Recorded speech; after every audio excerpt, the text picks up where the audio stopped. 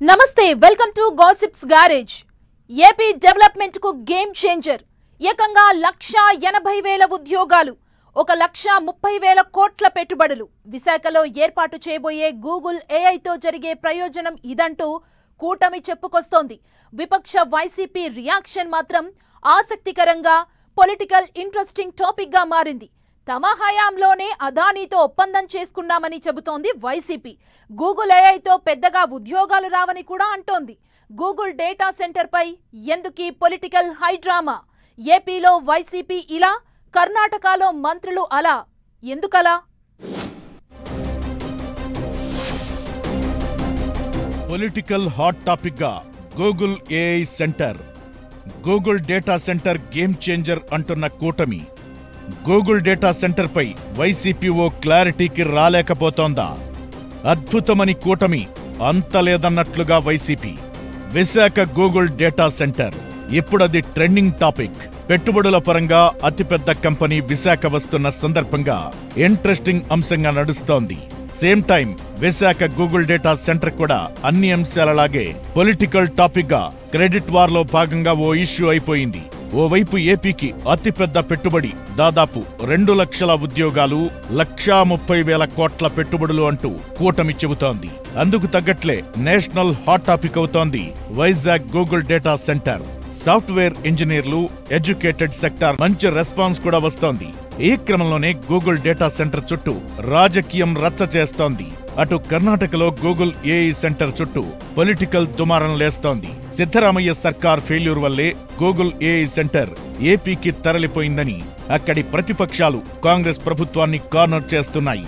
అయితే Karnataka IT minister Priyank Kharge మాత్రం AP ప్రభుత్వం రాయితీలు, సబ్సిడీలు ఇచ్చి గూగుల్ డేటా సెంటర్ ను తెచ్చుకుందని చెబుతున్నారు। అయినా బెంగళూరే ఐటీ హబ్ గా ఉందని అక్కడ ప్రభుత్వ పెద్దలు కవర్ చేసుకుంటున్నారు। ఏపీ మంత్రి లోకేష్ మాత్రం ట్విట్టర్ వార్ కోసం కాదు, పెట్టుబడుల కోసమే తమ సిన్సియర్ ప్రయత్నమంటున్నారు।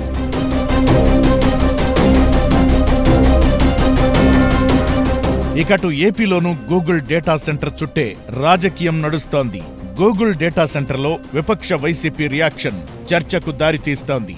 వైసీపీ హయాంలో ఐటీ మినిస్టర్ గా పనిచేసిన గుడివాడ అమర్నాథ్ ఇచ్చిన స్టేట్మెంట్ పై డైలాగ్ వార్ నడుస్తోంది। డేటా సెంటర్లతో పెద్దగా ఉద్యోగాలు రావన్న ఆయన గూగుల్ డేటా సెంటర్లతో నీటి కొరత వస్తుందని ఇంకో కామెంట్ చేశారు। అంతేకాదు కరెంటు ఛార్జీలు పెరుగుతాయని చెప్పుకొచ్చారు।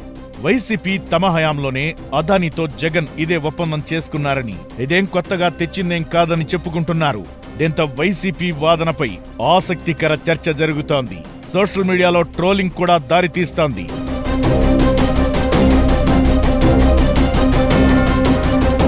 విశాఖలో గూగుల్ డేటా సెంటర్ ఏర్పాటవుతుందని కొద్ది రోజులుగా జాతీయ, అంతర్జాతీయ మీడియాల్లో కథనాలు వచ్చినా సరే వైసీపీ కొట్టిపారేసింది। గూగుల్ నుంచి అధికారిక ప్రకటన లేకుండా మీడియాలో ప్రచారం చేసుకుంటే వచ్చేసినట్లేనా అంటూ అప్పట్లో వైసీపీ లీడర్లు సెటైర్లు వేశారని గుర్తు చేస్తున్నారు టీడీపీ నేతలు। గూగుల్తో రాష్ట్ర ప్రభుత్వం ఎంఓయూ కుదుర్చుకోవడంతో గూగుల్ డేటా సెంటర్ విషయంలో వైసీపీ రియాక్షన్ ఇంకా మారినట్లు గుసగుసలు వినిపిస్తున్నాయి।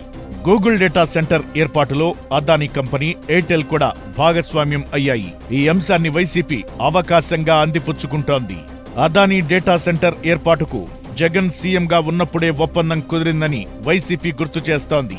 ఆ ఒప్పందమే కాస్త విస్తరించి గూగుల్ వరకు వెళ్లిందని చెప్పుకొస్తోంది। అప్పట్లో జగన్, అదానీ కలిసి దిగిన ఫోటోలను సోషల్ మీడియాలో పోస్టులు పెట్టి వైసీపీ ప్రచారం చేసుకుంటోంది। సేమ్ టైం డేటా సెంటర్లతో పెద్దగా ఉపయోగం ఉండదని తీసి పడేస్తోంది వైసీపీ।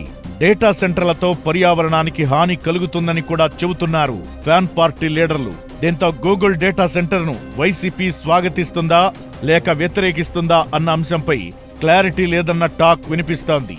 మరి వైసీపీ అధినేత జగన్ రియాక్షన్ ఎలా ఉంటుందో చూడాలి।